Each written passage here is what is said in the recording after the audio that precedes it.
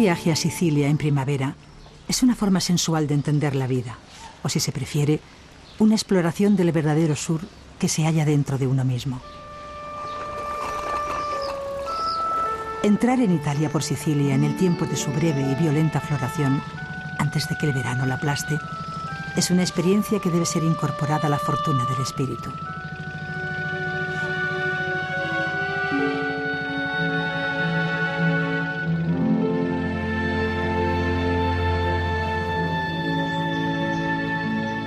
Melville dijo un día que los únicos lugares verdaderos son aquellos que no están en ningún mapa. Siracusa es una ciudad que, si bien está en el mapa de Sicilia bañada por el mar Jónico, para mí de verdad solamente existe en la memoria. Estoy en Siracusa. Me gustan las ciudades que suenan bien al oído. Siracusa tiene un sonido evanescente que penetra en la imaginación. Antes de saber que Siracusa existía realmente, su nombre ya estaba en mi memoria a través de las lecturas lejanas de aquellas tardes de mi juventud. Sobre los libros yo imaginaba sus murallas, su puerto, esta fuente de Aretusa que cantó Virgilio, y sabía que antiguamente esa ciudad era una isla que se llamaba Ortigia, y aquí estaba la ninfa Calipso, que mantuvo durante muchos años en sus brazos a Ulises.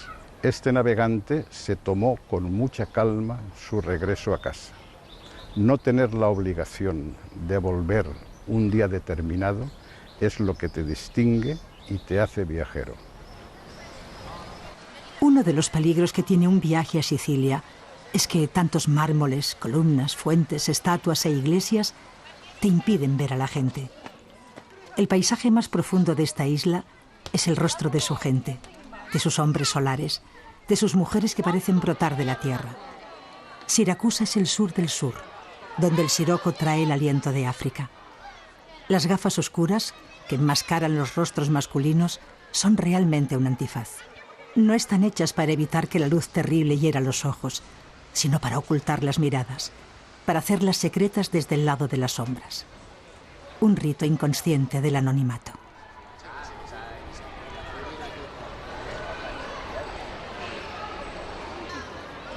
Nada se puede entender de Italia sin Sicilia. Nada se puede entender de Sicilia sin Siracusa, que a su vez es una de las llaves que nos abre el conocimiento de Grecia. La esencia de Sicilia es el silencio. Ese es su mejor y más antiguo monumento. La boca cerrada y el hermetismo del gesto es toda una cultura. Los tratos más secretos se sellan con un beso en los labios. Y en Siracusa todo eso sucede entre el sugestivo desmoronamiento de su viejo bastión, entre sus paredes desconchadas, de las que el sol extrae azules desvaídos, amarillos podridos, almagras casi bizantinas, que se vierten en las aguas del puerto. Por estas calles corrió Arquímedes desnudo.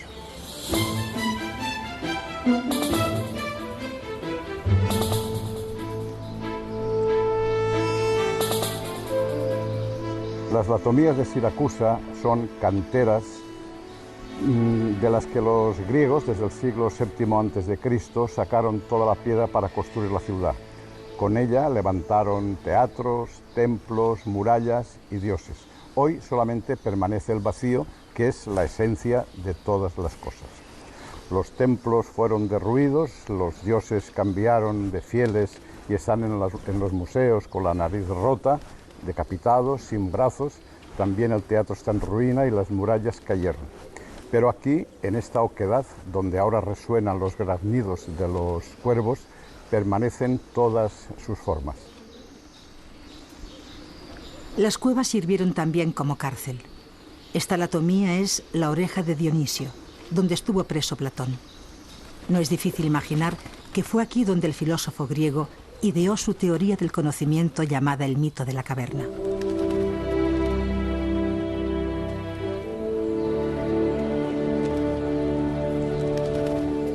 Estas cuevas han sido abiertas al sol por los terremotos y son, a nuestro juicio, los monumentos más originales e interesantes de la ciudad.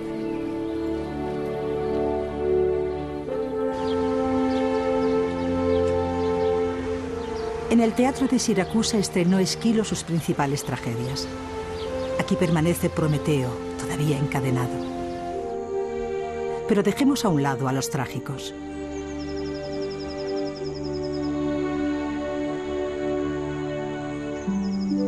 Siracusa posee un elemento solar que fue escala natural para los viajeros estetas de inicios del siglo XX, aquellos que bajaban al sur a curarse los pulmones y a saciar su amor con cuerpos adolescentes en medio de un profundo aroma de hierbas silvestres crecidas en el fondo de las latomías. El Hotel Villa Politi fue uno de los apeaderos de aquellas aves sagradas. Por aquí pasaron Renan, André Gide, Maupassant. Y también los viajeros idealistas alemanes que buscaban a Platón en el fondo de la caverna. Y en lugar de sus sombras, se encontraron con el sol penetrando por la piel hasta el fondo del alma.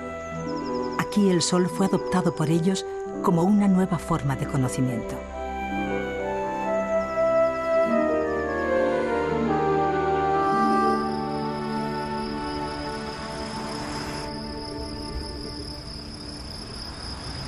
Dejando Siracusa en el sur, con la memoria de sus tiranos, por la cornisa oriental nos adentramos en la primavera de Sicilia, guiados por el humo del Etna, que se funde con una nube atormentada.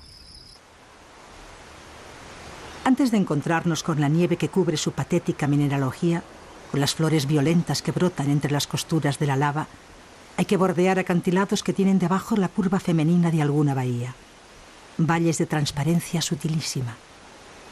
Durante la ascensión, es necesario adaptar primero el pensamiento a la terrible filosofía de este volcán.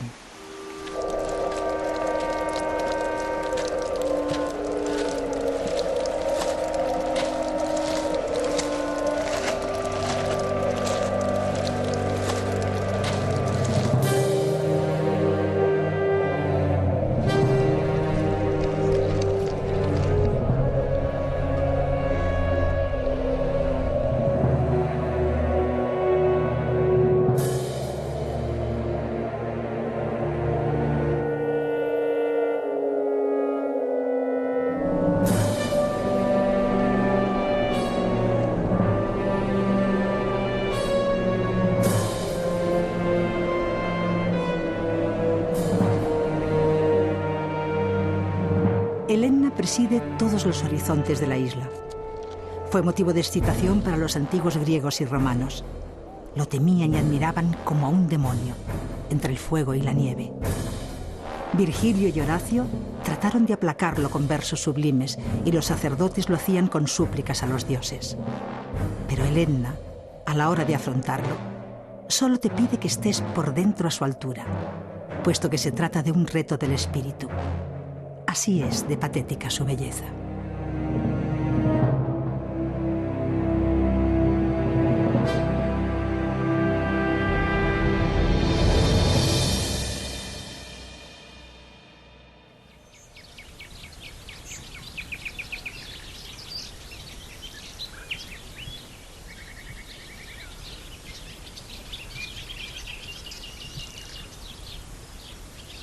Se dice que los sicilianos ricos van a curarse a una clínica de Milán, y los elegantes milaneses van a Suiza, y los suizos a Alemania, y los alemanes a Suecia o Dinamarca. Pero al final todos los escandinavos vienen a purgarse con hierbas olorosas a Sicilia y acaban purificándose, como Goethe en Taormina.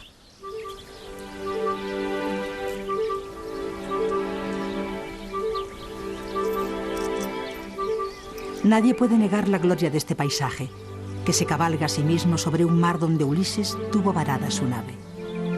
En efecto, Goethe, Thomas Mann, Gide, Truman Capote, todos los elegantes del mundo pasaron por este paraje dejando un aura de fascinación entre los geranios.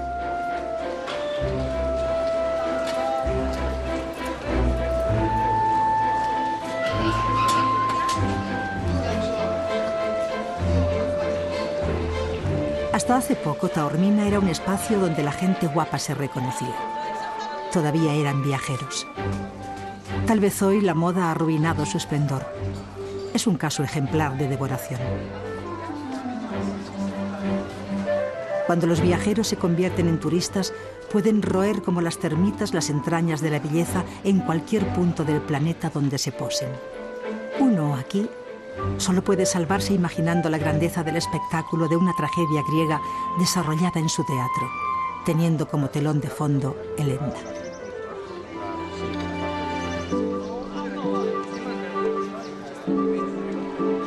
Pese a su particular esplendor, lo que más nos gusta de este lugar encastillado no es su teatro, ni la fascinación que por aquí dejaron algunos viajeros ilustres, sino sus mazapanes pintados, que imitan toda clase de frutas y llenan los escaparates. Son obscenos, limítrofes del sexo, la esencia del kitsch mediterráneo.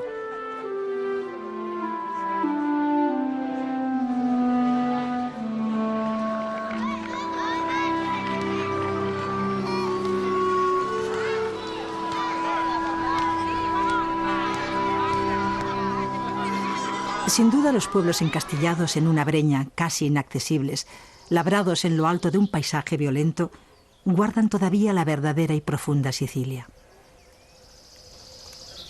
En Forza d'Agro hay un silencio de puertas cerradas, de ventanucos que se abren a tus espaldas con dos ojos negros tras los visillos. Se oyen los pasos, uno a uno, cuando alguien cruza un callejón. La vida es sencilla, tediosa, llena de miradas, de voces apagadas, de saludos consabidos. El aire tiene la sonoridad de las alturas.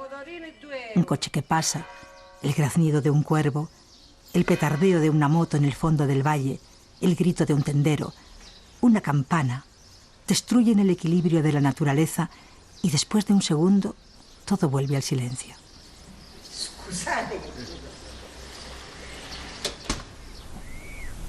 Castelmola corona Taormina.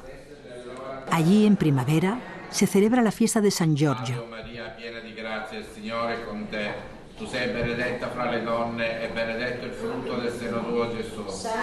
Los rezos oscuros ante su imagen, la cantinela de versos en su honor, guarda la sonoridad del profundo Mediterráneo. Y al final de una procesión por sus calles, al devolver el santo a su hornacina, los fieles producen unos gritos que erizan la piel.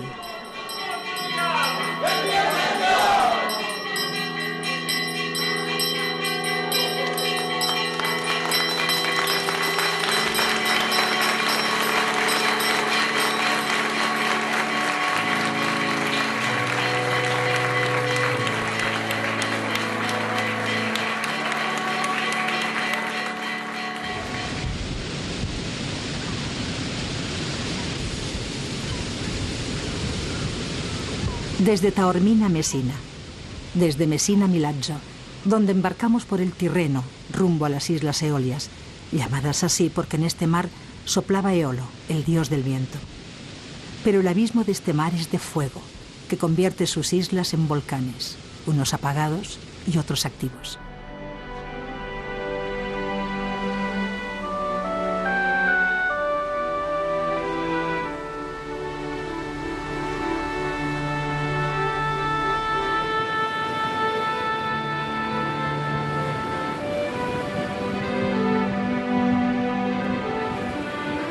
Cada una de estas islas, coronada por una carbonera, humeante a veces, tiene en su cepa un pueblo blanco con un pequeño puerto abrigado, donde se establece el encanto veraniego de una burguesía italiana.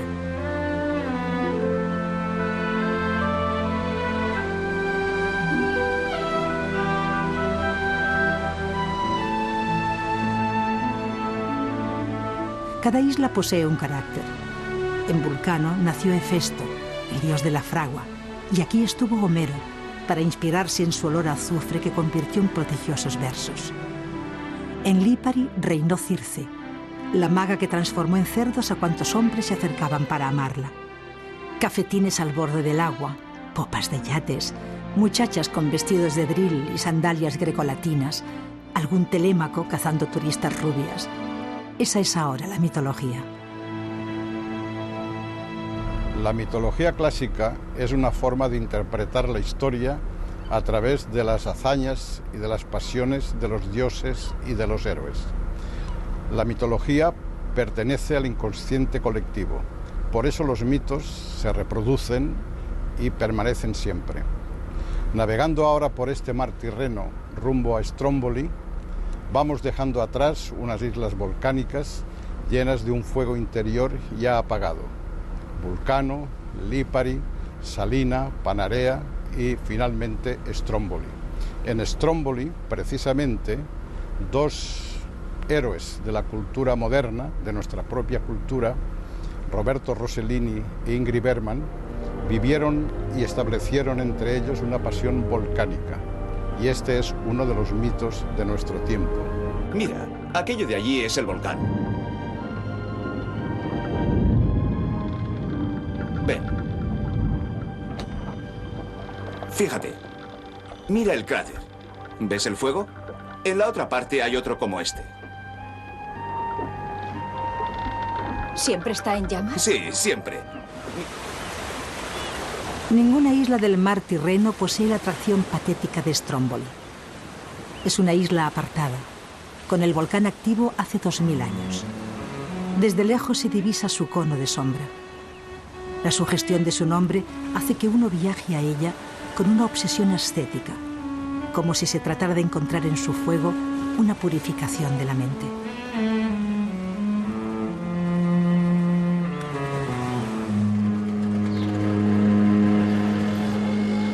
El pueblo de San Vincenzo, sus calles blancas, estrechas, tortuosas, buscan en lo alto la plazoleta de la iglesia, sobre las calas de lava y las playas carbonizadas.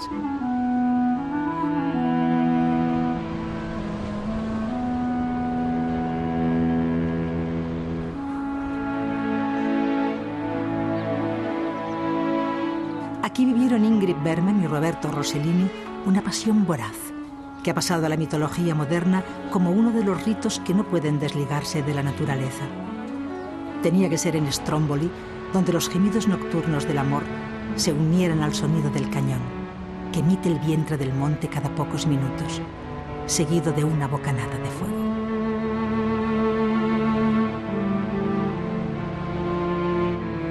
Desde la antigüedad, Stromboli fue descrita por todos los navegantes griegos y romanos. Allí, los marineros estaban avezados a los vientos con solo atender la dirección que tomaba en cada momento el humo del volcán. Negro sobre azul. Esa es la bandera natural de Stromboli, que pese a haber sido habitada por tantos dioses, hoy debe su fama al amor romántico, siempre a un punto de la destrucción.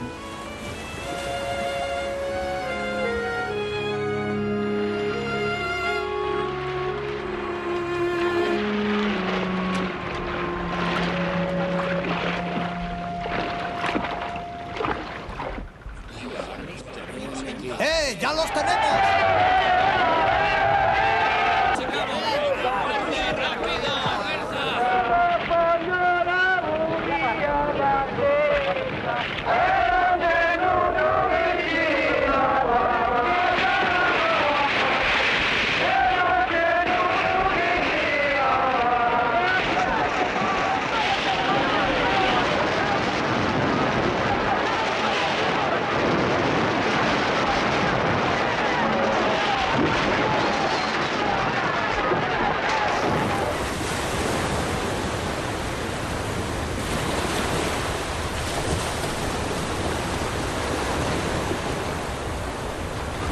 En este viaje tampoco pensamos en encontrar a Ingrid Bergman sentada en una mecedora en la terraza del Hotel La Sirenetta.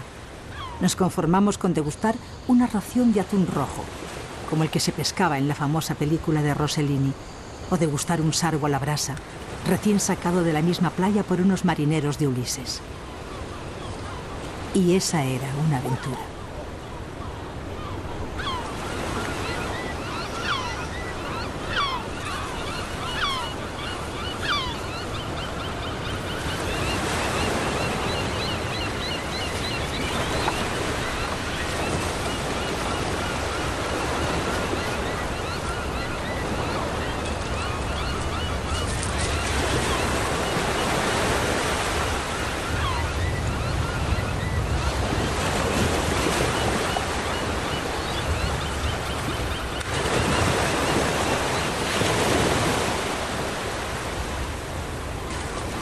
Desde un cielo purísimo se precipita en el mar el halcón marino y después lleva en sus garras el pez hacia la falda del monte, lleno de laurel y mirto, de acebuches y de arbustos muy rudos, con flores que darán miel a los panales.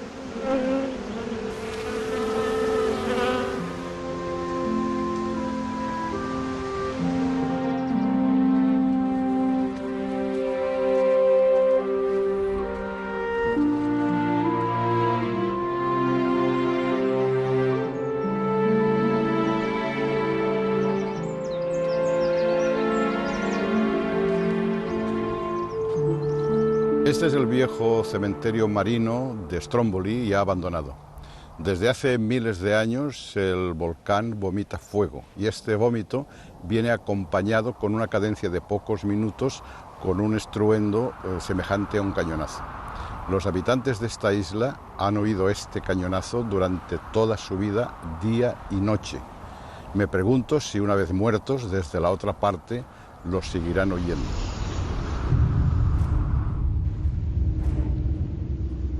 La ascensión a la boca del volcán dura 4 horas aproximadamente. El camino discurre sesgado hacia la ladera, por donde resbala la lava hasta precipitarse en el mar que hace de fragua.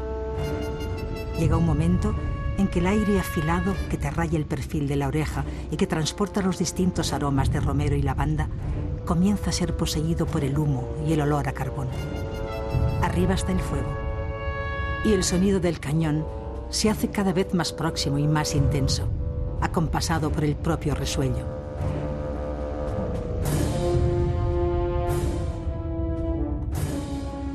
La dura ascensión al Stromboli es el ejercicio espiritual más profundo que hemos realizado en nuestra vida.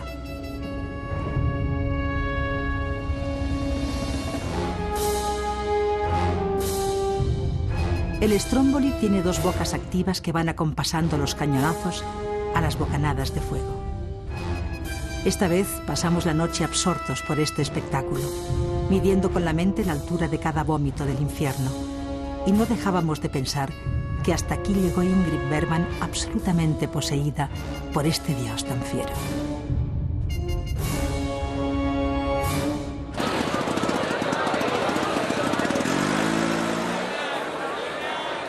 Las piedras muertas pierden lentamente importancia y el arte se ve sustituido por el fregado de la existencia. Parece que las criaturas de Leonardo, Miguel Ángel y Rafael bajan del pedestal o abandonan los marcos y se mezclan con el gentío para tomarse una pizza y vivir en el filo de la noche.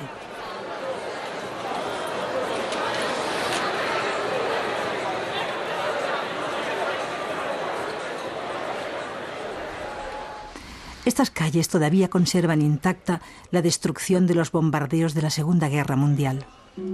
Su ruina forma parte de la vida del barrio. Cerca de aquí, en La Calza, nacieron los jueces Falcone y Borsellino. Conocían a sus vecinos hasta el fondo del alma. Ambos fueron asesinados por la mafia.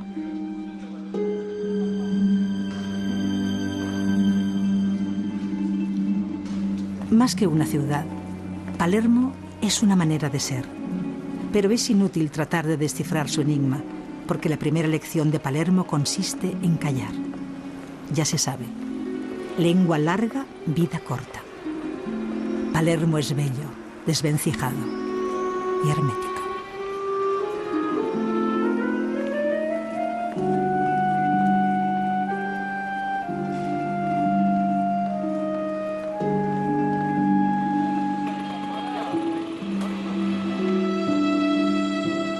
La densa sensualidad está en la calle, bajo 1 millón de calzoncillos colgados en los balcones de los palacios, en el hedor de las fachadas, en el aire estancado que rezuma el barrio popular.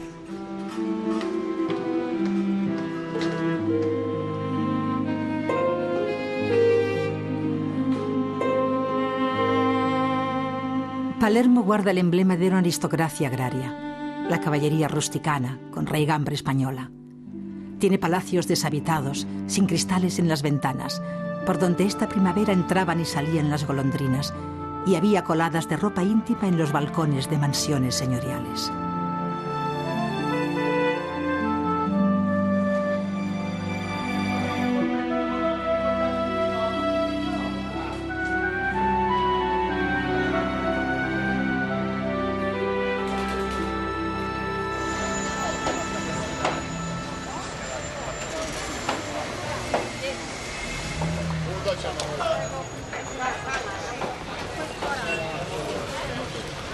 Todos los gritos de los mercados de Palermo también están penetrados de silencio.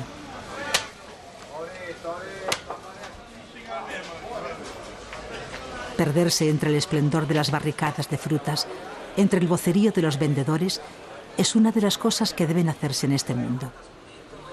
La verdadera psicología se aprende abriéndose paso entre sus gentes, cuyo rostro expresa los 7 vuelcos que el corazón humano da en un solo día, desde la gula, la lujuria, la avaricia, al honor de la palabra dada.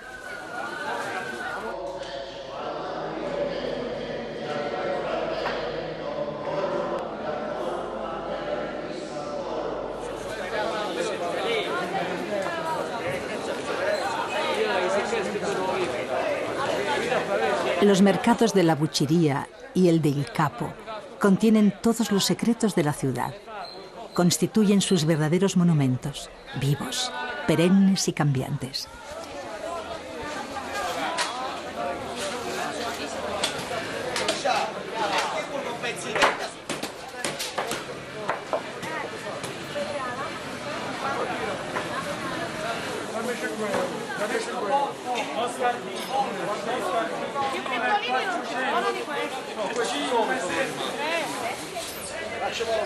Entre los puestos del mercado, bajo los toldos que ciernen una luz color azafrán, existen fogonazos hirientes de atunes y terneras abiertas, de frutas de morbosa sensualidad. Todo envuelto entre alaridos indescifrables de carniceros, pescaderas y vendedores de especias.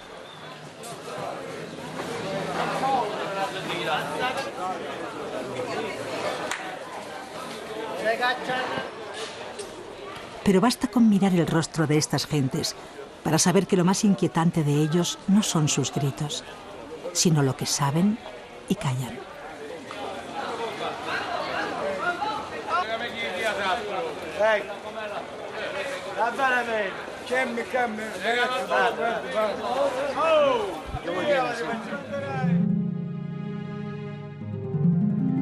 El pintor Renato Guttuso extrajo el alma del mercado de la Buchería en uno de sus más conocidos cuadros, y Leonardo Sciascia, inspirándose en él, escribió una famosa novela.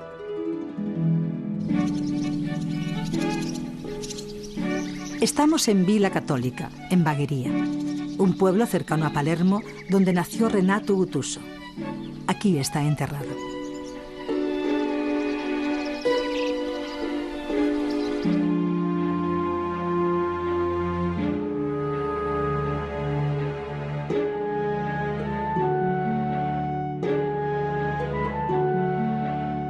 Guttuso desveló ciertos misterios de Sicilia en su propia persona.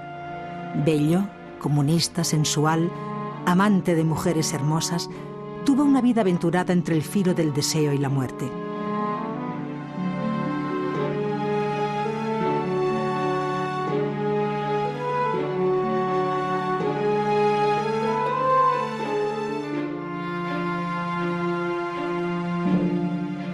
Era considerado el Picasso italiano.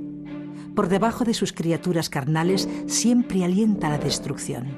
Por encima de la destrucción siempre alienta la pasión de vivir.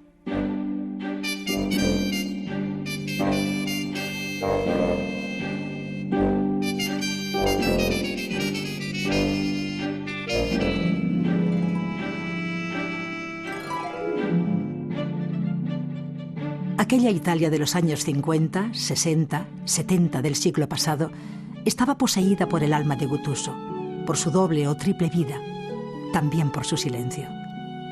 Otra vez el silencio de los vivos, Palermo, y el silencio de los muertos.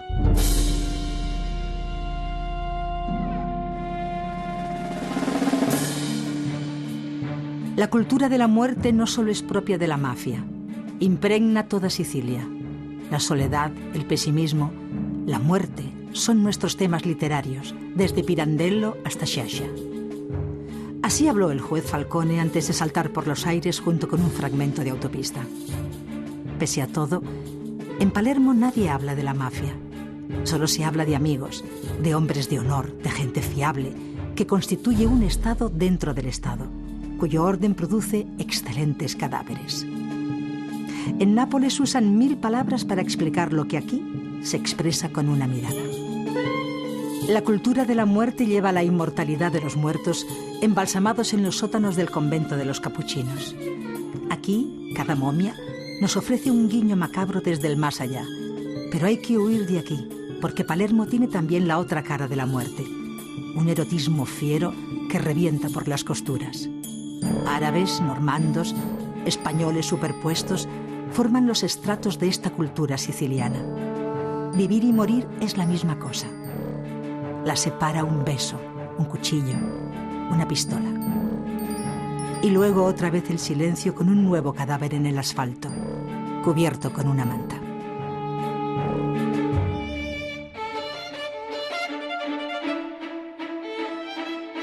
En el Palacio Abatelis, en el barrio de la Calza, está el famoso fresco del Triunfo de la Muerte, una joya del arte medieval.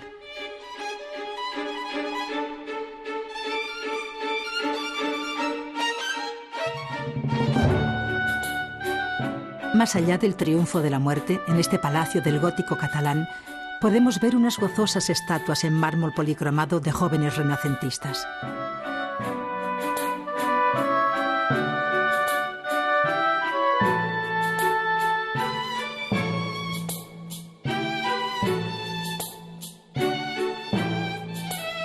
Asimismo, varias obras maestras de Antonello de Messina. El rostro de María parece estar pintado hoy directamente del natural. Esta virgen pudo haber sido Stefania Sandrelli, protagonista de la película de Pietro Germi, Sedotta e abbandonata.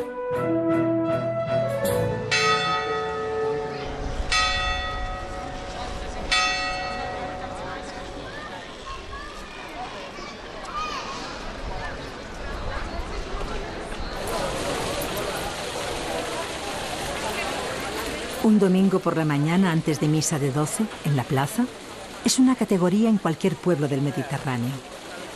Da la sensación de que en Monreale este rito tampoco se ha movido desde hace siglos. Es el tiempo detenido.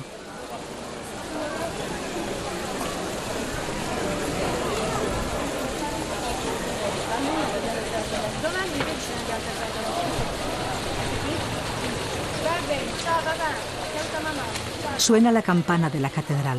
Las pastelerías están abiertas. Los hombres endomingados se saludan, se besan, toman el sol. Del pelo con gomina aún se desprenden gotas de colonia barata sobre las sombreras. Mientras en el interior del templo suena el órgano, en los cafés de la plaza hay tintineo de vasos y copas del aperitivo. Toda la gente que puebla la plaza está prendida por una red de miradas. Son ejemplares únicos, no se parecen más que a sí mismos. No obstante, todos saben de cada uno su vida y milagros, la historia de sus familias, los puntos débiles de sus almas, los sueños no cumplidos. Y aunque parecen moverse libremente, son tan inconmovibles como las columnas del claustro de la Colegiata.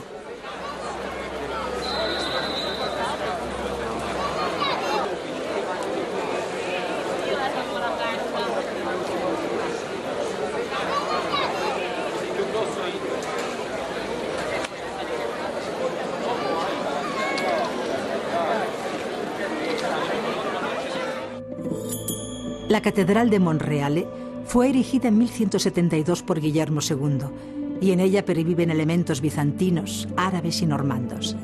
Sus paredes cubiertas de mosaicos recuerdan a Santa Sofía de Estambul.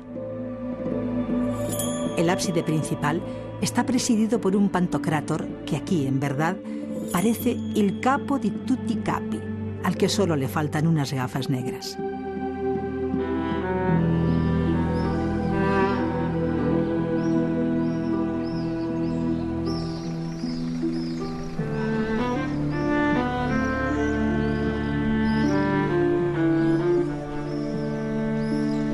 En el claustro de la Colegiata todo el espíritu surrealista de la Edad Media se halla esculpido en los capiteles.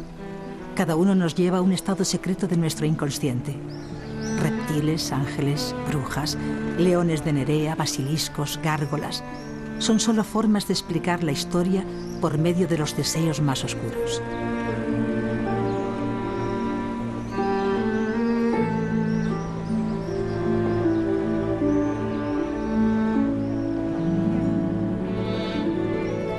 Desde los tejados de la Colegiata de Monreale se divisa toda la Conca d'Oro, hasta Palermo. De este valle hablaron Byron y Goethe, cuando en él florecían los limoneros y maduraban las naranjas entre el oscuro follaje.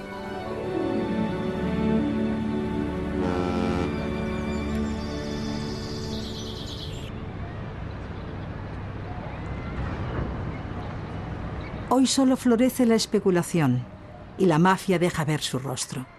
Antiguo esplendor de la naturaleza que la política ha sometido a una ruina.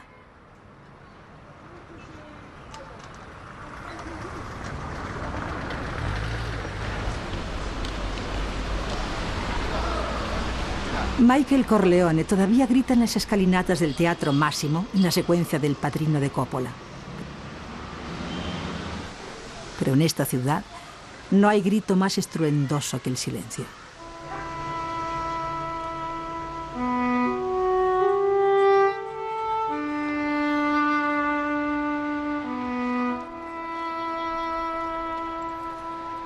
Los santos en las hornacinas de las iglesias y los próceres sobre los pedestales parecen cantantes de ópera.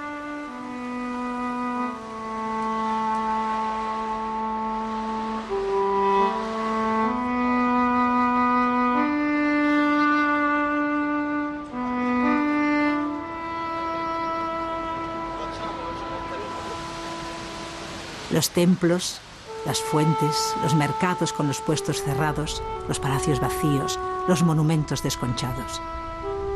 Aquí el mundo decadente del Gattopardo de Lampedusa se une al revés del espejo de Pirandello, que viene del mundo de las sombras de la caverna de Platón, que es la expresión del silencio impenetrable del sur.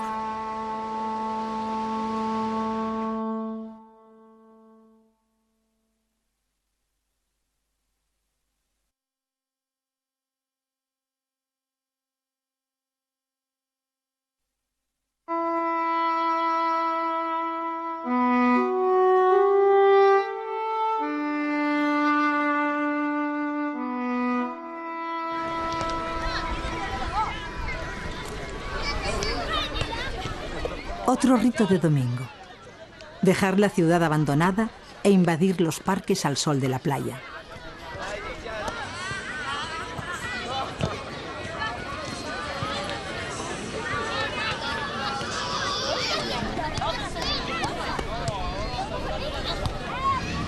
Columpios y perros, meriendas, niños con la pelota y cuerpos tendidos con los ojos cerrados, soñando deseos imposibles, esperando el lunes. Mamma, lo vedi che riprendono a Melancolía de la tarde. Gente de Palermo sorbiendo los primeros calores de la primavera.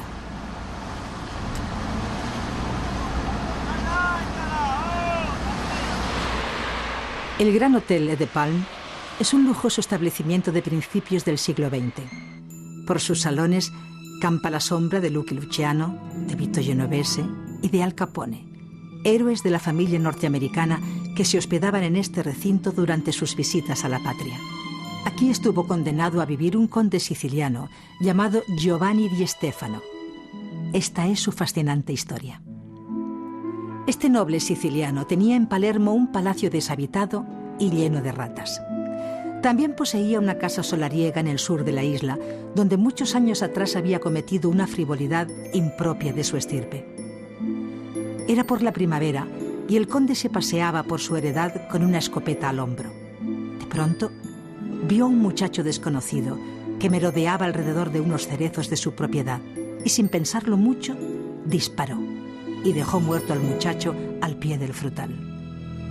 No le hubiera pasado nada, puesto que la justicia estaba a su servicio, pero el pequeño ladrón era hijo de un campesino jefe de la mafia rural.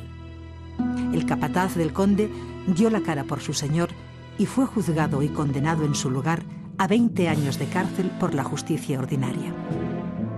Pero la mafia realizó un juicio paralelo, según el Código del Honor, y condenó al conde a sufrir encierro en este lujoso hotel sin poder salir nunca del establecimiento mientras su capataz estuviera en la cárcel.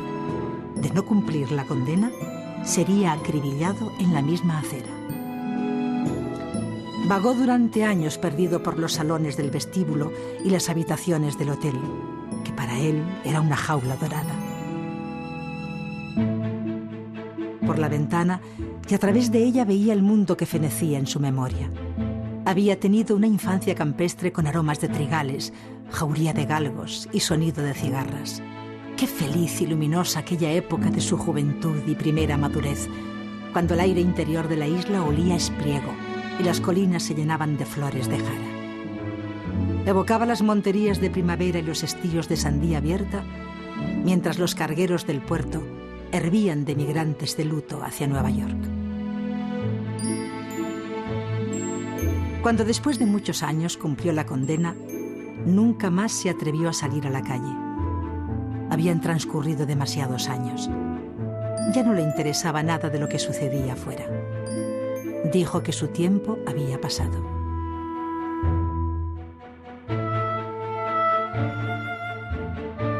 La belleza de estos valles, tan propicia para serenar el alma, se ha visto a menudo ensangrentada por crímenes y venganzas solares. El olor a pólvora se ha unido aquí muchas veces al perfume violento de la jara y del lentisco. Al final de este camino de colinas onduladas, de pronto, aparece un pueblo abrupto, precipitado desde sus altos riscos. Es Corleone, patria de gente muy seria, por decirlo de alguna forma. Sus habitantes usan una mirada directa a los ojos del amigo o del enemigo, aunque nadie es capaz de captar los vericuetos del pensamiento que se bifurcan bajo sus gorras campesinas.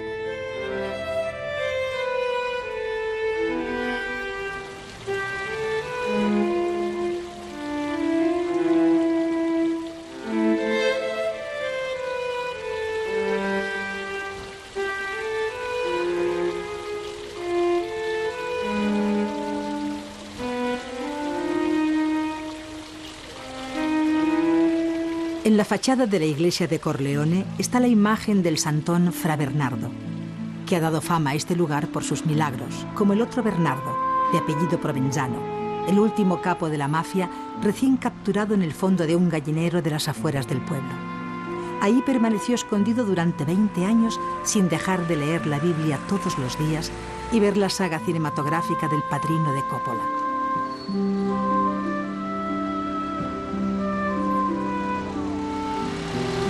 Huido de la justicia desde su agujero, este jefe mafioso enviaba a su ejército de hombres de honor las órdenes supremas, escritas en diminutos boletos, que mezclaba con consejos sacados del Eclesiastés.